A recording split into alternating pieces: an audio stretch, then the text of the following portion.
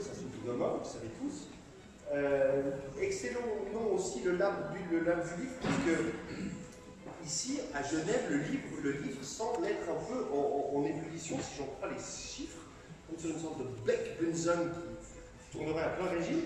Plus 3% de ventes de livres en Suisse l'année passée, là où en France, les ventes de livres s'écroulent et continuent de s'écrouler année après année. Ce petit miracle, alors suisse, il y avait une exception française, il y en a peut-être une exception suisse ou genevoise de l'édition. On va essayer de la comprendre, on va essayer de le décrypter, puis on va peut-être même essayer de l'améliorer encore, ce miracle. Plus 3% l'année passée, peut-être plus 6% cette année, plus 3%, mais on ne va pas parler que de chiffres ce soir. On ne va surtout pas parler de moi, puisque ce n'est pas moi que vous êtes venu écouter. Alors j'ai le plaisir d'accueillir sur scène notre premier orateur, Yvan Slatky, qu'on peut applaudir, qui va nous rejoindre sur scène.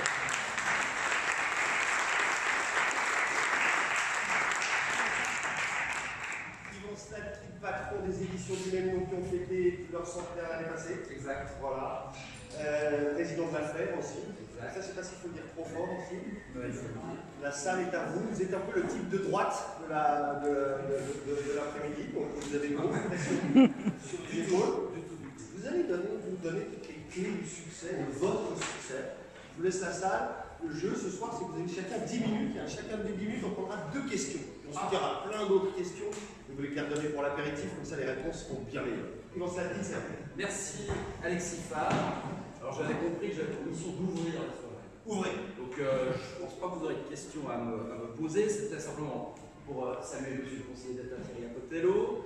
Je ne sais pas si les représentants de la ville de Genève ou des autres communes, mais que je salue aussi. Mesdames et messieurs, chers amis du livre, c'est un plaisir pour moi de vous accueillir pour cette soirée de préouverture du Salon du Livre, soirée organisée par le Cercle de la Librairie et de l'Édition de Genève. Merci à sa présidente, Véronique Rossier, est-ce qu'elle lève la main là? Merci à sa présidente, Véronique Rossier, et à son comité pour leur invitation.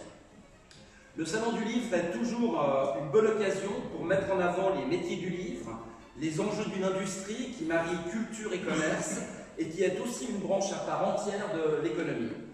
Les métiers du livre sont nombreux.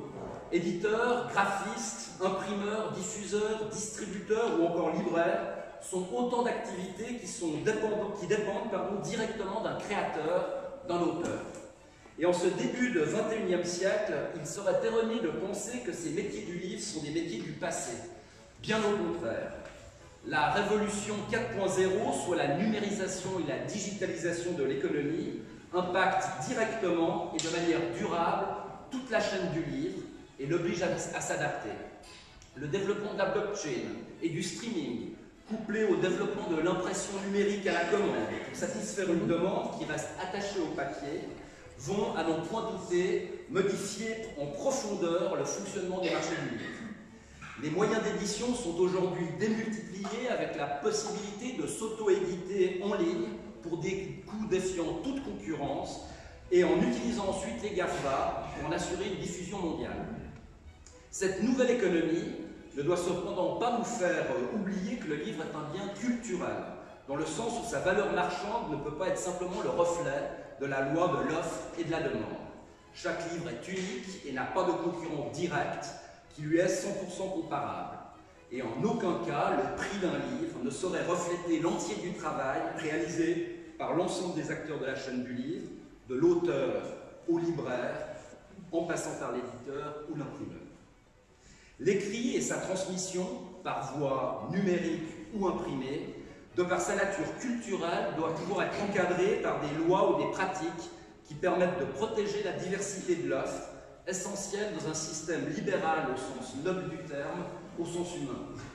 Car le marché du livre est un marché de l'offre et non un marché de la demande. Pour permettre aux auteurs de vivre de leur travail, il est nécessaire d'avoir à tous les échelons de la branche un nombre suffisant d'acteurs qui puissent garantir aux auteurs de pouvoir être publiés, puis enfin de voir leur œuvre présentée dans des points de vente, qu'elle soit au format papier ou au format numérique, de manière réelle dans une librairie ou de manière virtuelle à travers un site internet. Suite au refus par la population suisse de la loi sur le prix unique du livre en 2012, la Suisse est un des rares pays européens à ne pas disposer d'une loi cadre sur le livre. En l'absence d'une loi, La politique du livre et de l'écrit dans notre pays est principalement menée par des aides à la création, des aides à l'édition et à la diffusion. Ces aides permettent à des œuvres de qualité d'être publiées dans des conditions raisonnables et surtout d'exister. Car sans ces aides, et même en cas de succès avec des ventes, si on peut se réjouir de cette attribution publique, il ne faut cependant pas oublier les nombreux mécènes privés, associations culturelles ou historiques, fondations, personnes physiques ou morales, qui elles aussi contribuent au maintien d'une production locale de qualité. Sans eux, les pouvoirs publics seraient bien empruntés pour soutenir seuls une politique du livre cohérente. L'encouragement au mécénat est donc aussi un moyen de soutenir la culture locale, de soutenir une politique du livre ambitieuse. Si on peut se féliciter d'un marché du livre en progression en 2018, dans notre région, cela doit néanmoins pas cacher sa fragilité. Avec une taille réduite, je l'ai dit, le marché roman ne peut pas permettre aux acteurs de la branche de gagner correctement leur vie. Sans les aides mentionnées précédemment, de nombreux acteurs disparaîtraient, à n'en point douter. Et la pression mise par les GAFA ne manque pas d'inquiéter. Et que dire des projets de bases de données de lecture en streaming que l'on voit apparaître dans le nord de l'Europe ou aux États-Unis? Ces questions sont celles que se posent les acteurs du livre pour entrevoir ce que sera le marché de demain et sur lesquels reviendront certainement les orateurs qui me suivront. Mesdames et messieurs, au-delà de ces questions et enjeux qui, s'ils peuvent être inquiétants, sont aussi passionnants, relevons que les métiers du livre restent avant tout des métiers de passion, de partage et de transmission. Quelle que soit l'évolution des technologies, l'écrivain, de quelque nature qu'il soit, aura toujours besoin d'un éditeur qui, pour sa part, ne pourra se priver de bons vendeurs, de bons libraires, ni de bons médias. Car sans médias, sans libraires ou éditeurs de qualité, il est très difficile de rendre visible une production locale et régionale, trop souvent mise à l'index des best-sellers internationaux. C'est pourquoi il reste essentiel de valoriser des filières de formation professionnelle de qualité qui permettent de renforcer les métiers du livre et de l'écrit. Mesdames et messieurs, pour conclure, permettez-moi enfin de lancer un appel plus politique en vue des votations populaires du 19 mai prochain. De nombreux objets sont soumis à la population, dont celui relatif à la politique culturelle à Genève. Acteur économique et social, la culture participe au rayonnement de Genève. L'initiative 167 apporte une réponse adaptée aux besoins du secteur, dont celui du livre, en posant les bases d'une réorganisation, gage d'une plus grande synergie et efficience. Je ne peux donc qu'encourager la population, vous encourager à voter en faveur de ce texte rempli de bon sens. Enfin, puisque l'on m'a aussi présenté ce soir comme président de la Fédération des entreprises romandes de Genève, comme quoi le livre est bien représenté dans les milieux économiques, je ne peux que vous suggérer de soutenir la réforme de l'AVS et de la fiscalité des entreprises, qui elle aussi permettra au pouvoir public de poursuivre des politiques culturelles de qualité en faveur de toutes les cultures, et bien entendu en faveur du livre et de l'ensemble de ces métiers. Car comme le disait l'ancien président de la BNS, un certain Studer, le Lausannois socialiste, c'est avec une économie forte que l'on peut s'offrir une politique sociale et culturelle de qualité. Je vous remercie de votre attention, je vous souhaite une excellente soirée, un excellent salon du livre, et je cède à présent la parole à Alexis. Merci.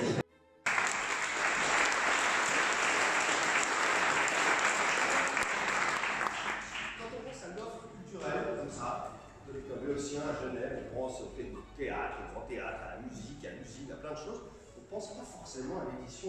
Quel est le rôle du politique? Est-ce que le politique a un rôle pour soutenir, pour développer, pour porter ce secteur et tous ces gens qui nous écoutent? Bien, merci Alexis, bonjour à toutes et à tous. C'est un immense plaisir pour moi que de pouvoir vous adresser quelques mots avec de demander d'orienter mon propos sur au fond comment est-ce que j'imagine cette offre culturelle diversifiée Et je vais faire quelques frustrés ou frustrés parce que j'ai un discours à 19h50. Donc toutes les questions que vous rêviez de me poser ce soir, je vous propose de nous retrouver demain à 18h à Palexpo. Ce soir au Château de Tente. Ou ce soir au Château de Tente. Après je vais à Satigny, donc ça va être compliqué de me suivre. Ce que je vous propose, c'est du coup de se retrouver à l'ouverture de notre salon préféré du livre.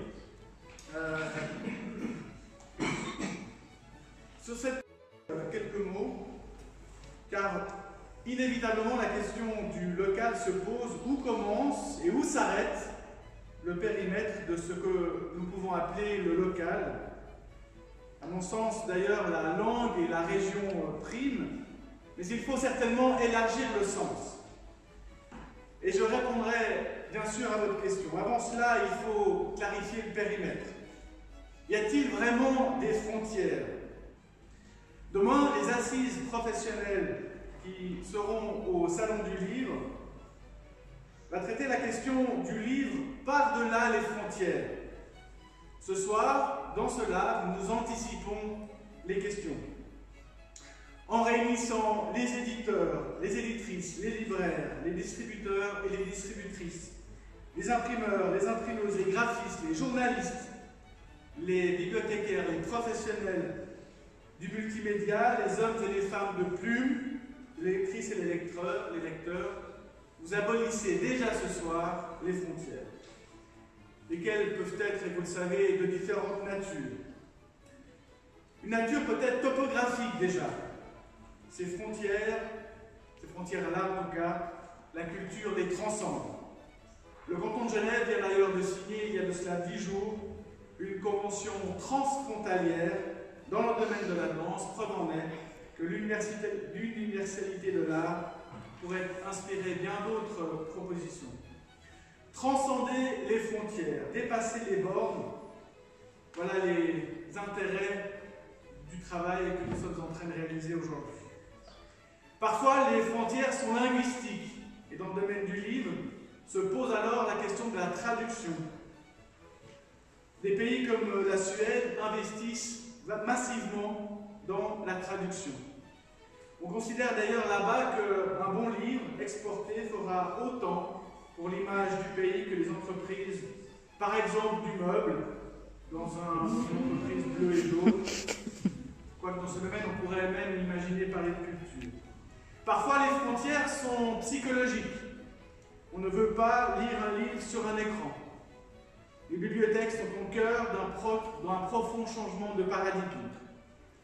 Le numérique, cela a été dit, prend une place toujours plus importante dans les ressources offertes au public. Une sorte d'équilibre entre édition imprimée et digitalisée. La complémentarité entre les supports est un enjeu qui va évidemment bien au-delà de la question des seules bibliothèques. Elle influence tous les métiers du livre et la société entière. Les médias aussi, il sera certainement question ce soir. Parfois, les frontières sont culturelles. On hésite à lire parce qu'on n'a pas été formé. Dans sa famille, dans son quartier, dans son village, il n'y a pas de livres, aussi peu. Des livres savants ou présumés tels. Ce n'est pas à vous que je vais dire que les livres existent pour tout le monde, dans tous les domaines, dans toutes les intentions. En Suisse romande, cela a été dit, les ventes de livres augmentent, mais en France. Et si le secret tenait précisément au décloisonnement, à la diversité de l'édition, à la qualité de l'accueil en librairie, oui, il faut aller en librairie. C'est essentiel et je postule aussi que le livre doit aller vers les gens, car les deux sont vrais. J'en viens à la politique cantonale. L'accès aux livres est une priorité du canton. La promotion de la lecture est un axe fort de la politique menée par le département que je préside, celui de la cohésion sociale. À Genève, avec le concours du cercle de la librairie d'édition, nous avons pu étendre la carte 20 ans, 20 francs aux libraires, mais pas seulement aux scènes.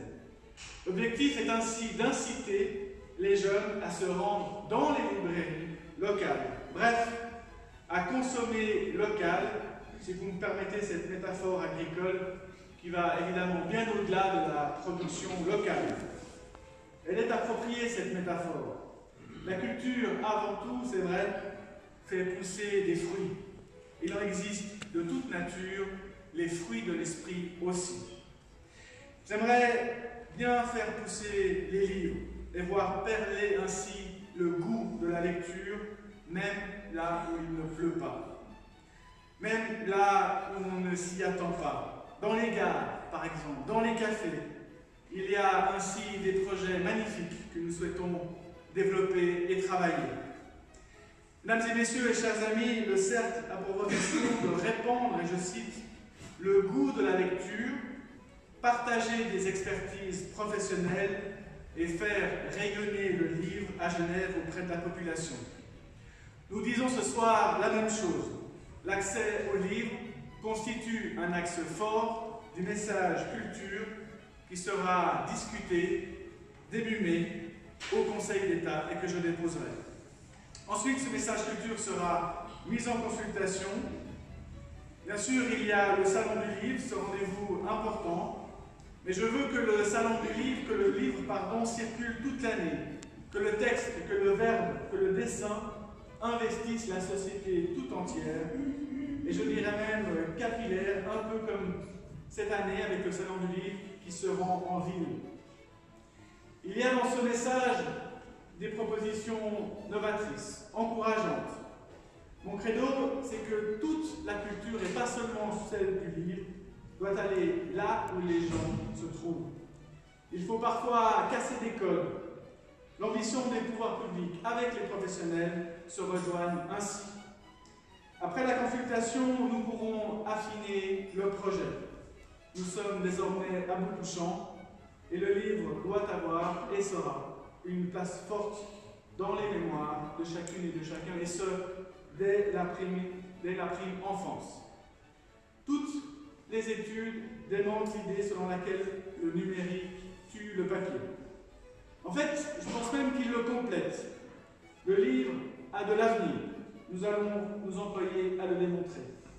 Qu'un éditeur, qu'une éditrice vaudra toujours mieux qu'un logiciel. Qu'une libraire ou qu'un libraire n'est pas une case dans un site web. Et que les seules Amazones qui vaillent sont les femmes qui montent à cheval en étant les jambes du même côté. Le canton, lui, met les jambes de chaque côté du cheval. Une jambe du côté du public, une jambe du côté des professionnels. Prenons l'exemple des contrats de prestation avec les maisons d'édition. Sans être le seul, ni même le meilleur, c'est un dispositif qui illustre, à notre sens, la politique que nous souhaitons mener avec la politique du livre. Au début de cette année, le Conseil d'État a ainsi validé 9 contrats de prestation avec des maisons d'édition genevoises.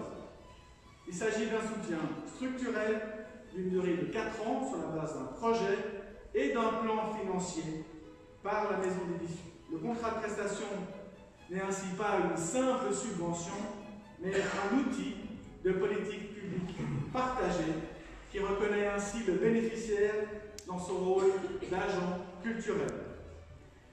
Mesdames et messieurs, pour conclure, je suis heureux que ce lab et toutes celles et tous ceux qui y participent soient présents ce soir pour contribuer ensemble à la diversité de la réflexion, de maintenir une attention particulière sur le livre à Genève et de prévoir ensemble, au besoin, des mesures à mettre en place pour une vision toujours anticipatrice. Nous devons démentir Mark Twain, qui disait que la différence entre le journalisme et la littérature, c'est que le journalisme est illisible et que la littérature n'est pas lue. Ici, la frontière n'a plus lieu d'être. Ce soir, il sera question de l'un et de l'autre, journalisme et littérature, et du papier comme de l'écran. Là encore, les frontières n'ont plus raison d'être. En synthèse, mesdames et messieurs, je souhaite que nous privilégions toutes et tous les lectrices et les lecteurs, avec une attention particulière pour celles et ceux qui entrent dans le monde de l'écrit sous toutes ses formes. Notre défi, c'est de leur donner envie, qu'ils et qu'elles cultivent à leur tour le jardin. Cette envie-là, nous la partageons, cela devient un objectif commun. Bon salon à toutes et à tous, et surtout d'abord, belle soirée. Merci beaucoup.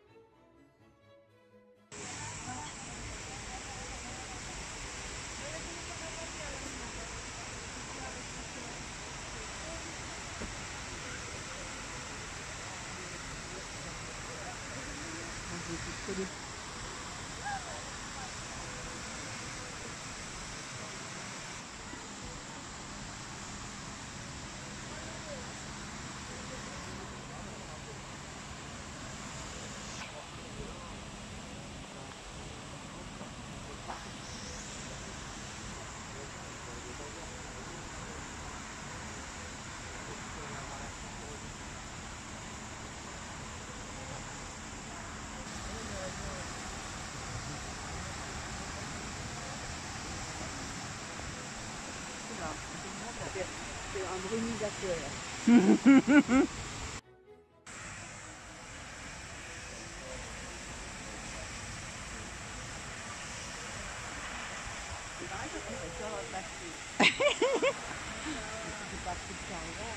Ah voilà. Ouh, il est haut aujourd'hui.